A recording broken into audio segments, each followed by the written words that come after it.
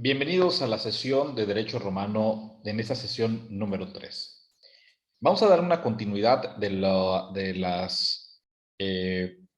características que tiene la personalidad y sobre todo, como vimos en la sesión pasada, la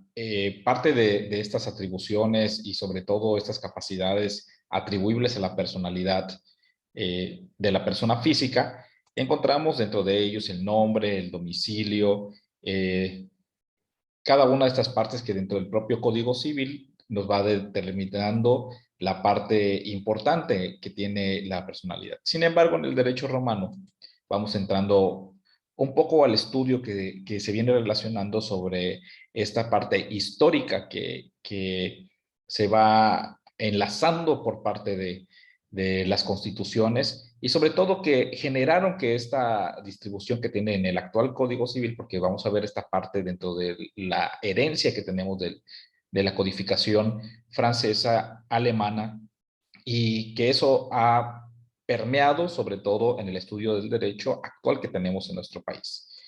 Vamos a entrar directamente al tema que vamos a determinar en esta sesión, que va a ser las constituciones imperiales. ¿Qué establecía la constitución imperial? Aquí se tomaban las decisiones por parte del monarca y que como principado no constituía una fuente de derecho romano en Roma. Sin embargo, el propósito principal de las instituciones de la República, el cual fue totalmente opuesto a la parte del imperio, posterior asumieron los comicios y el Senado. ¿Qué es lo que buscaba en esta parte? Que la monarquía lo tenía absolutamente las características autocráticas y absolutistas, y la dinastía diocleciana, constantiniana, la potestad legislativa se convierte en un atributo exclusivo del emperador. Esto significa la capacidad de legislar sobre todas las conductas de la sociedad romana. Continuando, tenemos el derecho búlgaro. ¿Qué significa el derecho búlgaro? Como fuente del derecho en el periodo posclásico se encuentran las constituciones imperiales, que son producto de la voluntad del príncipe, quedando la actividad de los jurisconsultos reducida a asesoramientos que se realizaban al principado. El trabajo de los jurisconsultos se centraba en la interpretación y resumen de obras que en sus prontuarios, situación que esto crea una confusión de los tribunales, llegándose a restringir su uso. Es así como la decadencia que pasa el derecho romano, sobre todo en la época en que empieza ya a decaer de su influencia en esta época, es que en la división que se realiza del imperio entre Oriente y Occidente constituye lo que se le denomina el derecho búlgaro, es decir, la división que se empieza a realizar y sobre todo en la etapa de decadencia empieza un proceso también con las colonizaciones de la presencia también extranjera. La cristianización y orientación del derecho romano bizantino. Recordemos que en este periodo la cristiandad es aceptada como religión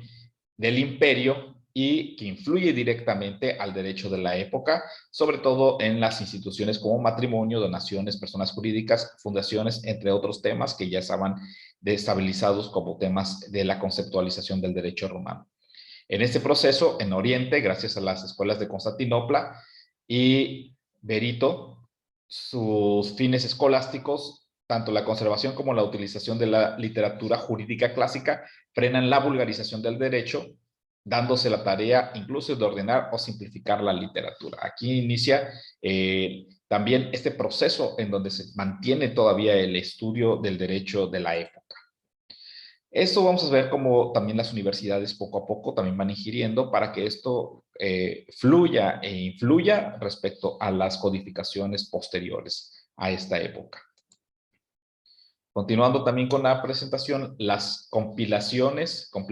postclásicas en el derecho postclásico, primeramente que estaba fuertemente influenciado por las prácticas jurídico-heleno orientales, así como el pensamiento cristiano, es decir, toda la conceptualización de Oriente tenía una influencia poco a poco en esta compilación, en esta determinación jurídica de Occidente en el imperio. El deterioro a nivel técnico-científico, parte del estudio, funciones de diferentes sistemas, el jus civil, el jus gentium, el jus honorarium, el jus novum, es decir, todas las partes que fueron poco a poco también modificándose por la época, se fueron juntando y hubo una mezcolanza entre todas ellas. La desaparición de las tradiciones, fuentes del derecho, como las leyes publicae, senado consultos, interpretaciones juristas. Recordemos que Roma vivió una etapa muy amplia, muy longeva en su historia, y esto originó también cómo esa sociedad se fue poco a poco modificando de acuerdo también a su época. Se contraponen el jus y el leges, es decir, el saber tradicional del derecho se conceptualiza el jura y las constituciones imperiales que también tuvieron influencia, el interés, principios individualistas romanos, la protección aún con la seguridad jurídica de grupos conceptualizados como mujer, pupilo, deudor, etcétera, que también dentro de la normatividad empiezan a tener parte de un campo de estudio, y la sustitución de formas solemnes y la oralidad por los instrumentos escritos. Recordemos que tiene la influencia formal, es decir, la escritura empieza a tomar un auge muy importante dentro de estos periodos. El código gregoriano hemogeniano. Las leyes, lo que se va adquiriendo relevancia en su conjunto por cuadernos y libros, es decir, por la parte formal o escrito. Vamos a partir que tiene tres partes importantes. Primero, el primer jurisconsultos en el código gregoriano, fue Gregoriano o Gregorio, cuya publicación está por el emperador Diocleciano, y que en su obra ordena todas las leyes desde el séptimo Severo en 1906 y se divide por 15 libros. El segundo es el Código Hermejoniano, elaborado por un grupo de trabajo encabezado por Hermógenes y que consta de un libro que es reescrito, promulgados por Diocleciano, y ambas obras fueron complementarias posteriormente. Y por último, el Código Teodesiano, dividido en 16 libros que a su vez subdividen en títulos y contienen el ordenamiento metódico de constituciones y fechas, es decir, todo ese proceso también de estudio científico, teórico y sobre todo de conceptualizaciones de los libros que fueron también estableciéndose para el estudio del derecho. La ley de las citas, esta ley que buscaba, el objetivo principal era regular las obras de estos juristas y los tribunales, así como asegurar que haya una interpretación. Esa interpretación iba en contra de criterios sobre estableciendo que por cualquiera de los criterios de cualquiera de los autores sobresalía uno en específico. Buscaba unificar criterios, ya que en los 100 años previos a la entrada del vigor existía gran divergencia entre los jurisconsultos para interpretaciones y daba por resultado incertidumbre jurídica, dispersión y contradicción. Es decir, que este proceso que pasó lo que ocasionó es de que se establecieran ya los criterios para determinar quién o cómo se iba a interpretar la normatividad. La ley romano-bárbaras en el año 500 se redactan por los pueblos bárbaros que van ocupando el imperio romano, recordemos la parte histórica de la sesión pasada, y los súbditos romanos en estas reglas toman el derecho romano como las leyes romanoae. De esta forma nacen conocidas leyes romano-bárbaras y que se establecen como la lex romana visigotarum, que viene en parte de los visigodos, la lex romana burgundianum y la edictum Teoderici. Estas son lo que influye respecto a las leyes bárbaras, y recordemos que cómo se fueron inmiscuyendo dentro de las partes del ejército y poco a poco también avanzando dentro de las áreas de toma de decisiones del Imperio Romano. Por parte de Justiniano, tenemos la etapa del derecho de Justiniano, que comprende de la 527 a la 565, convirtiéndose en el emperador de Oriente, e inicia una reforma legislativa para reunir, concordar y codificar el abundante disperso jurídico que existía, y el objetivo es elaborar 4 obras jurídicas. En esta interpretación y su acervo que tiene por parte de Justiniano, se encuentra esta obra en 4 colecciones de 50 libros que aparece el 16 de diciembre del 533 y se divide en el código, en el digesto, las instituciones y las novelas, que hasta la época actual sigue siendo parte del estudio del derecho. En el derecho romano del occidente, después de la caída del imperio, inician las basílicas. En esa parte, la compilación de fragmentos ordenada por Basilio, la exaltación de las leyes y obras complementarias también de las anteriores, y las compuestas por 6 libros, que es la versión de la Basílica, misma que tiene como fuerza la ley en Grecia y se libera del poder de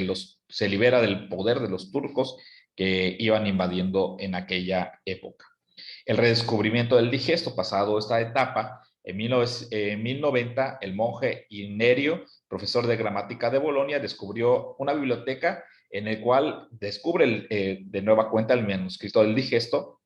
y con el tiempo se realiza estudio filológico sobre el mismo e inicia el proceso también del estudio de las conceptualizaciones de lo heredado por toda esta compilación, y este método también se le conoce como la escuela de los glosadores, ya que unían estos textos del Corpus Juris en sus propias explicaciones e intercalaban textos, por eso dice glosas interlineadas y escritas al margen de las redacciones. La Escuela de Bolonia, glosadores y comentaristas. La Escuela de Bolonia comprende el periodo de 1100 a 1250 con glosadores y comentaristas, y de 1250 a 1400 después de Cristo por los posglosadores. Los glosadores tienen ese objetivo, a través de su método exegético, descubrir el sentido de la compilación justiniana, buscan aclarar su contenido y por tal motivo emplean glosas que pueden ser utilizadas ya sea de manera interlineal o marginal, es decir, hacer pequeñas inscripciones a las orillas de los libros. Y los comentaristas pretenden elaborar, que esos fueron posteriores a los glosadores, y que hacen las citas del Corpus Juris, es decir, no únicamente la interpretación, sino la cita del Corpus Juris de manera que lo hacían excesiva y sin originalidad, alejándose así del espíritu del Corpus Juris, creando teorías bastardas con disfraz justiniano, es decir, no había una interpretación correcta. ¿Cómo fue la recepción del derecho romano? La recepción del derecho, su admisión o penetración en normativo del derecho en la vida jurídica, sobre todo en Europa occidental. La recepción facilitó el debido que en el Centro de Estudios Universitarios, aquí la importancia de Savigny y de todos en su época, rompe las fronteras del Imperio Romano, incursionando a nuevas latitudes. El humanismo jurídico, en los primeros movimientos culturales del siglo XV, en esa posición del derecho romano, únicamente era utilizado como una herramienta para estudiar características históricas. Sin embargo, aquí inicia la parte aplicables de un milenio, y sobre todo para regularizar el tiempo que, a pesar de lo que había transcurrido, fuera aceptado el derecho romano. Usos modernos pandectarum, esta corriente en Alemania del siglo XVI, el objeto es adoptar el corpus juris civilis en las necesidades forenses de la época, es decir, utilizando la herencia que se tenía por esa parte a través de las pandectas. Es una forma sistemática de base de ciencia jurídica contemporánea, valiéndose sobre los principios rectores del derecho del imperio, y conocida como la Escuela Histórica del Derecho. Por eso hablamos de la importancia de las universidades, que empieza con el estudio y la razón natural del espíritu del pueblo, considerando el derecho romano como un espléndido exponente de la cultura jurídica occidental. El naturalismo y el derecho romano, esta doctrina de la Escuela del Derecho Natural, rompe los equilibrios entre derecho natural y derecho positivo, concibiendo la posibilidad de elaborar un derecho o un código perfecto que pase a través del tiempo y de los lugares. El movimiento codificador, esta parte del derecho romano en el siglo XIX, elementos más reconocidos, el Código Civil francés y el napoleónico, y que en esa parte el derecho consuetudinario y otra parte por el derecho escrito, es decir, una elaboración conjunta, y que también tiene una influencia en Alemania con la publicación del Código Civil alemán, suprime las pandectas y produce una separación del derecho romano, y por ende una relación del Código alemán como el inicio de la llamada crisis del derecho romano, ya no tomándose el derecho romano como parte de la influencia, sino creando un nuevo derecho. La Escuela Histórica de las Pandectísticas Alemanas, esta es hasta la que hoy ha tenido una gran influencia, sobre todo en nuestro derecho también, y que habla sobre el derecho de posesión, las obligaciones y el derecho actual. Las tendencias actuales del derecho romano habla sobre todo la influencia que ha tenido en la historia y el derecho canónico, que es el derecho de la Iglesia.